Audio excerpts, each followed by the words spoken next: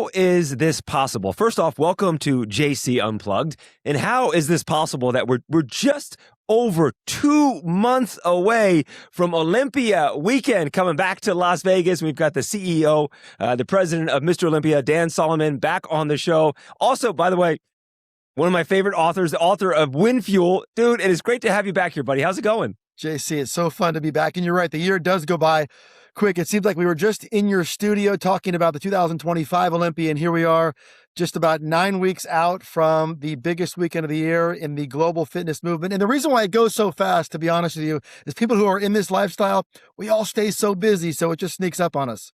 Where's your mindset right now? Because you've got a lot going on with Olympia Weekend. Where, like, personally, are you freaking out? Are you dialed in? We have this thing covered. Where's your mindset as a CEO running the show? Where's your mindset right now? It's a good question. An event of this scale, there's so many elements, right? You have the production piece, the stage production, you have marketing, you have ticket sales, licensing, all the nuances that sort of live in this ecosystem. And right now, my mind has to be on all of it. Now, fortunately, I have a tremendous team. There's an ownership group led by a gentleman named Jake Wood, and we've all come together and we're all kind of really good at what we do in different ways. But it's the focus right now is just making sure that your city, your community knows that we're coming. We don't take it for granted. In a city like Las Vegas, when so much is always happening, it's always a bit of a challenge to make the community fully aware that we will be there. So I know that's one of the things that I'm excited to talk to you about.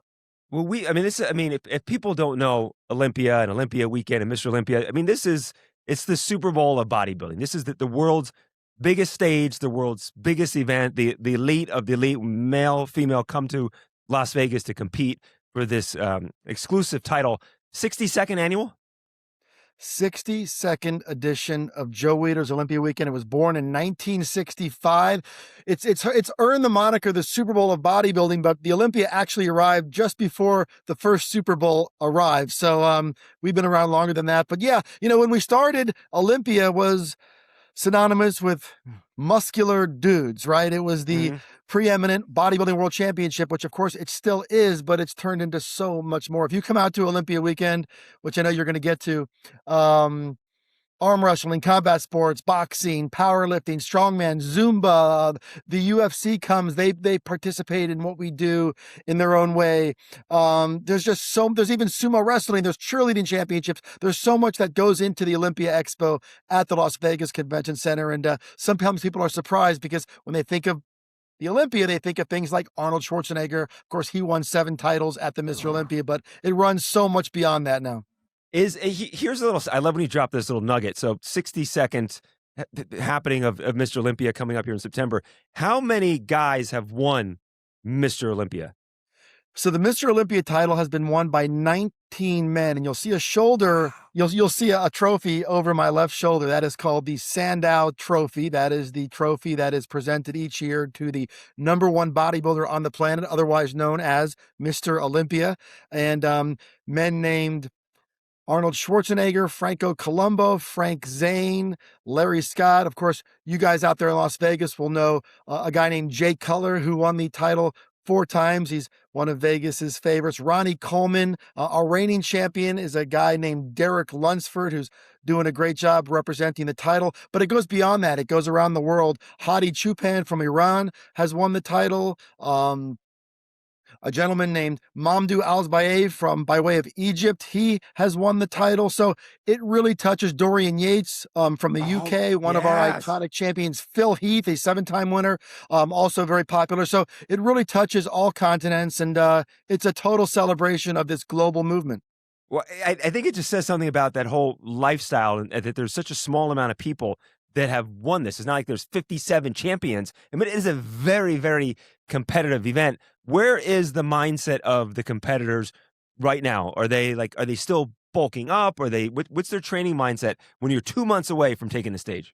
Yeah, so when you're in this window, the process of preparing for an event of this caliber, it entails it's totally consuming of all aspects of life, from supplementation and nutrition and rest and training and all the nuances that go into that. But the biggest part is the mental aspect of it. We have all known a lot of people who have elite God-given genetics and they train hard. But but there's a mental component. It's the reason why every once in a while, and this goes to all walks of life, in business and in elite level bodybuilding, those moments where you look back and you say, hey, whatever happened to that guy or whatever happened to that girl? They were so talented, they were so gifted, and all of a sudden you look around and they're not around anymore. And typically that connects to some mental element. It's very, very difficult. What's asked of these men and women, the level of suffering, dedication, sacrifice that goes into this lifestyle, whether you're competing at the Olympia level or anywhere down the food chain, it really is a sacrifice that most people can't fully understand. And a lot of it starts and ends with your capacity to mentally lock in and to do this. And that's why I always say that if you participate in this lifestyle of competitive fitness or physique competition, I always say that if you're willing to take on that level of vulnerability, that level of discipline and sacrifice and suffering to some degree, no matter what you do next in your life, you will be infinitely better for it. I say that all the time, and it's the truth, because there are so many things that go into this. This isn't golf where you can take a lesson, not to suggest that golf is easy. Golf is very difficult. There are so many things in other sports. You go to practice, you come home, you rest, you get on with your day. Fitness, bodybuilding, this is an all-consuming lifestyle. So to answer your question, these folks are all in. Yeah, it's a 24, it's a whole lifetime of commitment, but also it's a 24/7. You're not just practicing. Again, football's not easy to play, but you're not out there just practicing for the night and then going home and playing video games or doing something else. You're literally committed to this lifestyle to get on this.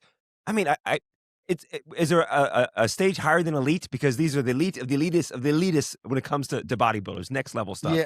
Yeah, this is it. This is the rarefied air. You reach the Olympia stage, you are the 0.0001%, and you are standing on a stage next to the best in the world. And the best thing about the Olympia is the best in the world, they show up, because this title means so much. It is a life-changing title. I always say it's not just a title, it's a name change. When you win the Mr. Olympia title or the Miss Olympia title or any of those titles for the rest of your life, it changes your identity, who you are. It's also historically significant in our sport. You could rattle off years. I could say the year 2006, and you'll know immediately that's the year Jay Cutler won the title, or 1998, that's the year Ronnie Coleman won the title. It's much like baseball fans. The historic component of following the sport is very personal. It's very central to the journey of being a bodybuilding fan. That's what separates the Olympia from every event on the planet. It has that historic relevance that it's era defining in many ways. And that's what makes the sport really compelling and special to follow. Well, I always want to know, like, what do the judges, when it comes to Olympia competition, is it judges? How many judges are there? Do the competitors know who the judges are? Do you see the judges? How does judging take place? Yeah, so at the professional level, there's a panel of judges. It could be 7, it could be 9, it depends on the event. But there is a system in place that tactically drops highs and lows and makes sure that extreme bias type positions are thrown out. There is a head judge that sits in the middle of the table. The head judge doesn't actually have a vote in the outcome. The head judge's responsibility is to collect the opinions of those who are to their left and to their right and make sure it calls for what we call a call out. A call out is when the individual competitors are brought out for purposes of comparison. And what we try to do is, or the judges try to do, is they try to compare the competitors based on the consensus of what the table is asking them to compare. And then through a series of comparisons, it is arrived at a final group, and then they determine who's first, second, third, or fourth, and so on and so forth. But it's an incredibly difficult sport to judge because it is subjective. It is very much almost like looking at a painting, right? Like what might be interesting to you might not be interesting to somebody else. Some judges might prefer extreme conditioning. Some judges might appreciate a higher level of thick musculature. Some judges, their eyes might naturally be drawn towards a taller bodybuilder, a shorter bodybuilder, different symmetrical alignments. So every judge is going to have their own vibe or feel for what they view as the Olympia ideal. I would love it if it were a defined, crisp set of criteria, and on some level it is, but there is a subjective element, and that's what always opens the door for controversy and people who will see it through one lens and they won't see it the way somebody else does. And to be honest with you, that's my favorite part of the sport. Those disagreements are the lifeblood of the blogosphere. It's the way fans follow the sport, and it's always fun to watch the differing opinions. But judging a bodybuilding contest, especially at the Olympia level, is a very arduous and difficult task.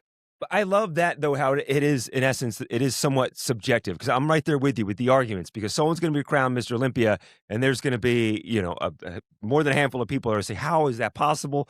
So-and-so should have won. How did, I remember when Jay Cutler would win, there'd be people saying other people bigger than the guy. That's kind of part of the aspect that I love about this sport and the competition is when it comes down to the judging because everyone does have their personal opinions or they're looking at that person. And I'm watching more for that bicep pop where maybe a judge is looking more at that back pop. So to me, that's part of the sport which makes you guys so special. The best part of the sport, though, isn't just the physiques. It's the stories behind the physiques. The Mhm. longer you're in this game and you get to know the stories, where these individuals, where these men and women started, you don't go down this path without having a story, right? Because the level of dedication that it takes typically is born from something that happened deep in their formidable years, right? Things that they had to overcome, whether it was health issues, whether it was bullying, whether it was other elements of their personal journey that led them to take this on. This is not a normal thing to do, right? When I Mhm. say normal, I mean that respectfully, but this is not normal in the conventional set of a sense of what type of career someone would pursue. And you don't just do this because you have great genetics. What it takes to do this is intensely personal. It is a deeply challenging journey to be on.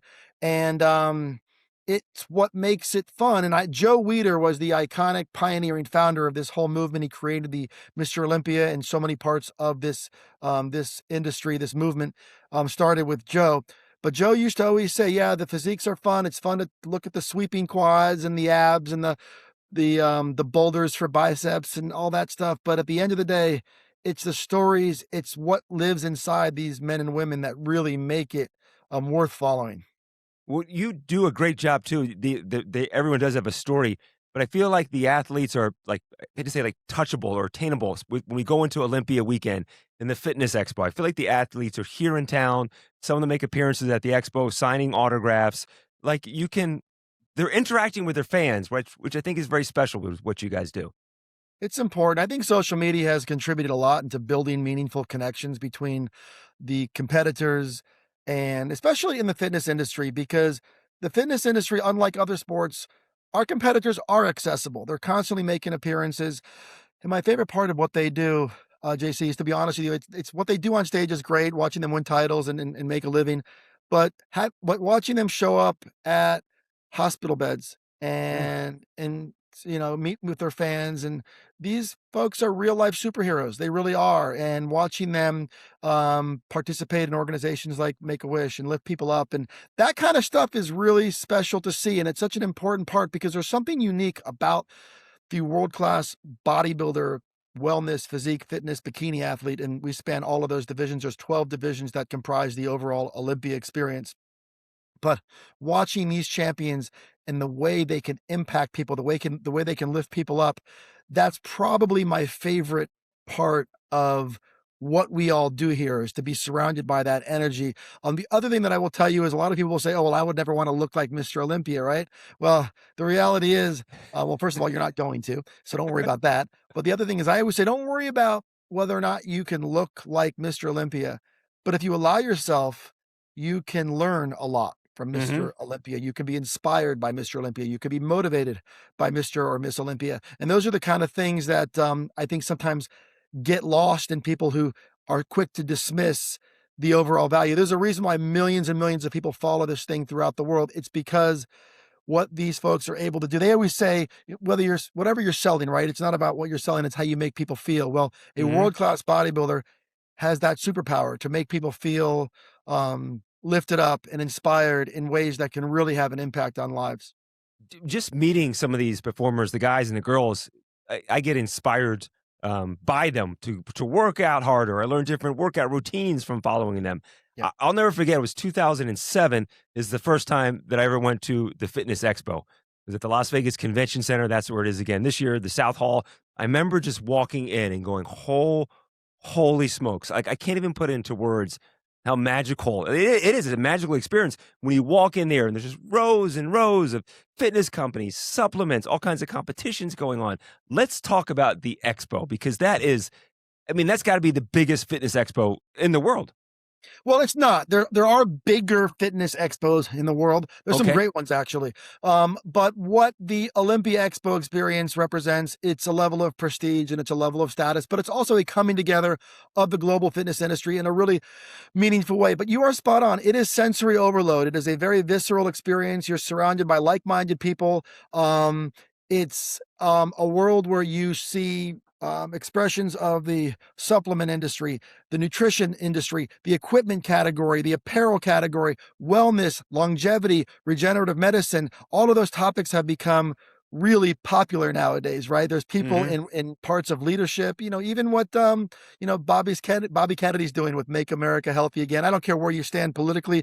That's not important to me, but I will tell you that those conversations are creating dialogue around the world about people who are trying to extend their lives and embrace innovations in longevity and wellness. And it's just so important. So we feel that when you come to the Olympia, you leave there with a level of not just inspiration, but education, opportunities to find out what the new innovations are, what the new products are, what the new formulations are, what the new trends are in fitness and longevity. And that's what you get when you come to the Olympia Expo. And we love seeing the younger crowd. I want to see everybody over at UNLV out at this year's Olympia. I want to see folks from around the city because the more youth we get into this movement, the better it is for everybody. But it's also pretty special when you run into somebody who's there and they tell you, "Hey, I'm here for the 28th year in a row. I never Right. miss one, and I love this stuff." You mentioned the 2007 Olympia being your first one.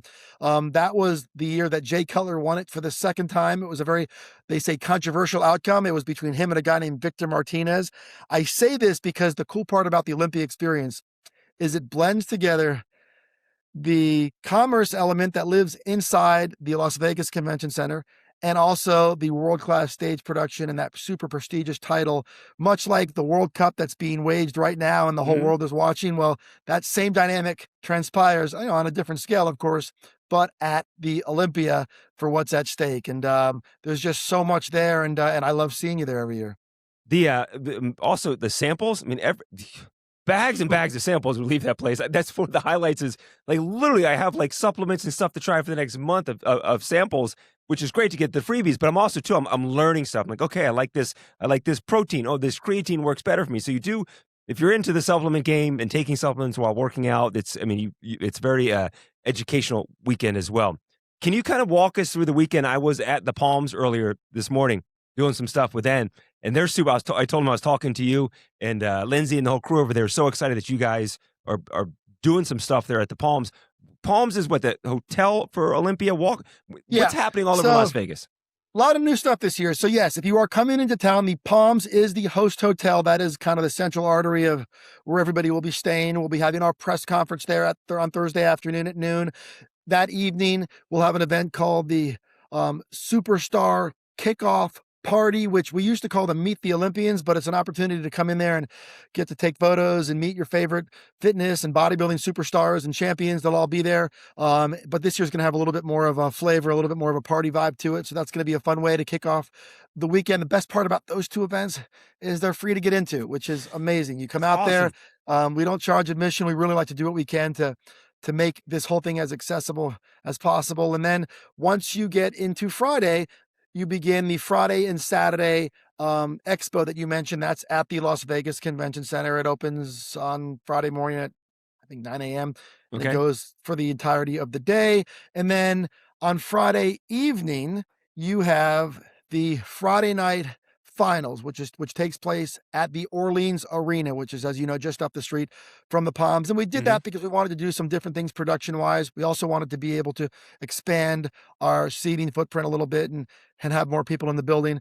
And then on Saturday night is the what we call the main event finals. That, of course, is when the world is watching, and that is where we crown Mr. Olympia. But Friday night has divisions like the Classic Physique, the Wellness Olympia. The pre-judging for the Mr. Olympia takes place on Friday night. Then you move into Saturday night, and then you have the finals for the Mr. Olympia and the Bikini Olympia and the Men's Physique Olympia. And a lot of those are more mainstream.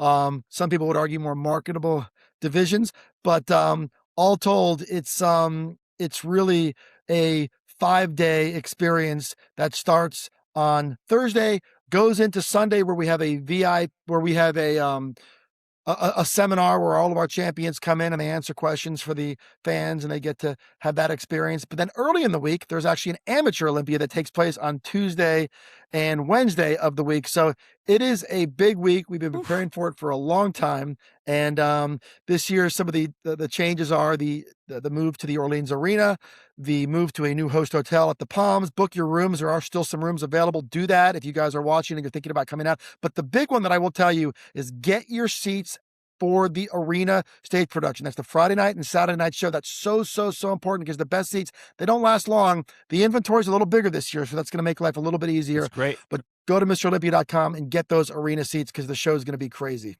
Well, Dan, I'm looking forward to it. Again, I can't believe you and I have become friends, and I truly appreciate your friendship. And we talk a lot on text and social media. I think I sent you a note like last week. I said, can't believe, we're just 2 months away. How is that possible? I'm so excited for you guys to be back in Las Vegas. And also, like this, see how it's like it's worn in? Like literally, this sits next to my desk here at the TV station.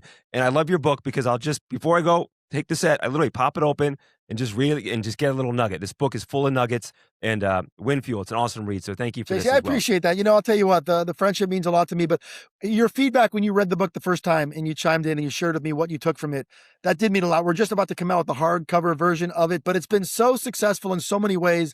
Most importantly though, in my role atop the Olympia, it keeps me in a lane. And this book has really opened the door to some incredible new relationships, new conversations, new opportunities, but opportunities to connect in different ways that just go beyond muscle, right? So I've really enjoyed that part of it. And you've been such a tremendous supporter of the event. And I know the city of Las Vegas is so lucky to have you in the work. Thank you. Nobody in Las Vegas works harder than you. You are an absolute machine. So I thank you for it. They actually have to run and interview Howard Jones after this, the 80s pop star. So I appreciate it. Thank you. Dan, thank you so much, buddy. And obviously, once we get closer to Olympia, we'll have you back in studio in Las Vegas now. So thank you so much, my friend.